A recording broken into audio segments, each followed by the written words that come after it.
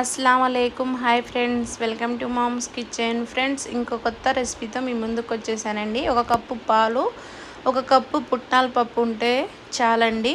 చిటికీలో ఎంతో రుచికరమైన స్వీట్ని చేసి నిమిషాల్లో పెట్టేయవచ్చండి. కొత్త వాళ్ళు చూస్తుంటే నా ఛానల్ని సబ్స్క్రైబ్ చేసుకోండి.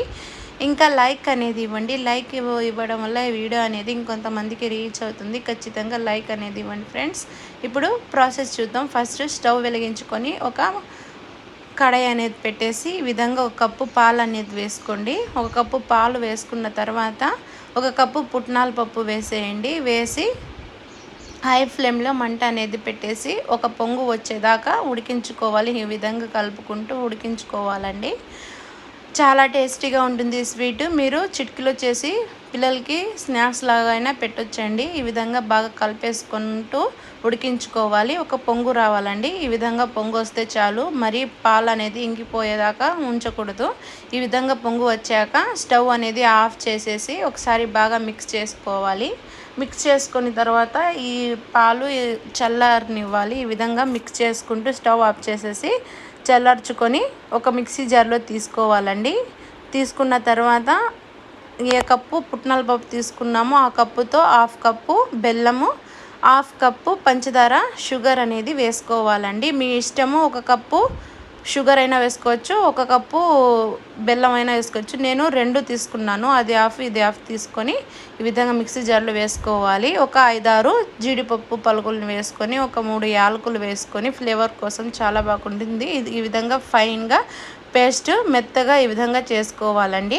అదే ప్యాన్ కడిగేసి ఇంకా స్టవ్ మీద పెట్టేసి ఒక టేబుల్ స్పూన్ నెయ్యి అనేది వేసి ఈ విధంగా బాగా స్ప్రెడ్ చేసేయండి. ఈ గిన్నెకి స్ప్రెడ్ చేసుకొని సిమ్లో పెట్టండి. సిమ్లో పెడితేనే ఇది బాగా ఉడుకుతుందండి, లేకుంటే అడుక్కు అంటుకుంటుంది. సిమ్లో పెట్టేసి ఈ విధంగా ముందుగా పేస్ట్ చేసుకున్న ఈ పుట్నాల పప్పుని ఈ బౌల్లో వేసేసి ఈ పేస్ట్ ఒక ముద్ద ఫామ్ అయ్యేలాగా బాగా కలిపేసుకుంటూ ఒక టీ స్పూన్ నెయ్యి వేసుకుంటూ బాగా కలిపేసుకోవాలండి. ఈ విధంగా కలిపేసుకుంటూ ఈ స్వీట్ని బాగా ఈ విధంగా కలిపేసుకుంటూ ప్రిపేర్ చేసుకోవాలి.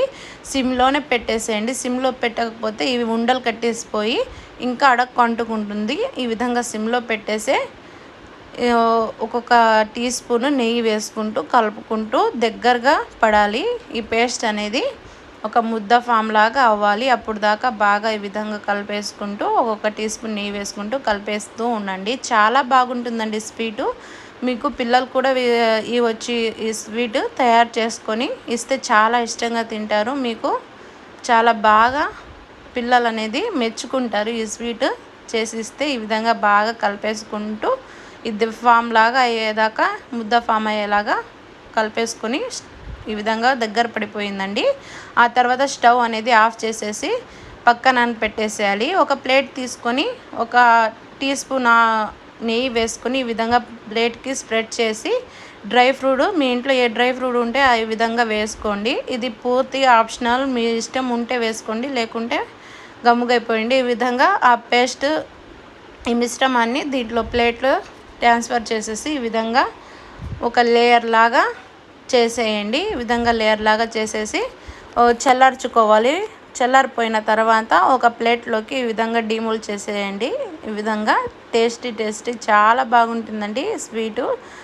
ఆ తర్వాత ఒక నైఫ్ తీసుకొని దానికి కొంచెం నెయ్యి అనేది రాసి మీకు ఇష్టమైన షేప్స్లో కట్ చేసుకోండి. ఈ విధంగా రెడీ అండి స్వీటు. పుట్నాల స్వీట్ రెడీ అయిపోయింది. చాలా బాగుంటుందండి. మీరు కూడా ఖచ్చితంగా ట్రై చేయండి. ఎలా కుదిరిందో నాకు తెలియజేయండి. మీకు ఈ వీడియో నచ్చితే మీ ఫ్రెండ్స్కి షేర్ చేయండి, ఇంకా లైక్ చేయండి, ఇంకా నా ఛానల్ని సబ్స్క్రైబ్ చేసుకోండి. Thanks for watching.